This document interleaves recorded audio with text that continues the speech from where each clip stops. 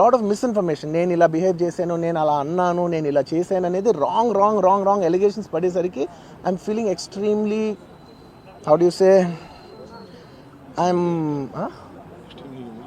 అంతే extreme. It's humiliating and character assassination.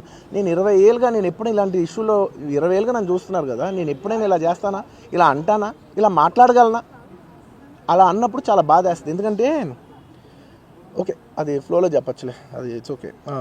Anyways, జరిగిందంతా మాత్రం చాలా, there is a lot of wrong information going on, there is a lot of misinformation, lot of false allegation, especially నా character assassination చేసేసరికి.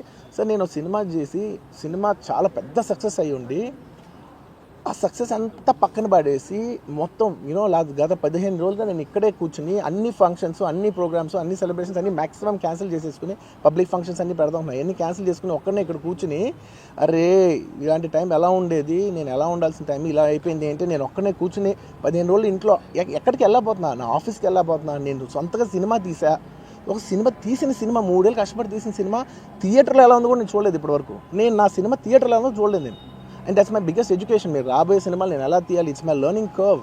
నాకు చాలా important నేను థియేటర్లో చూడటం, నేను నేర్చుకుంటా సినిమాని.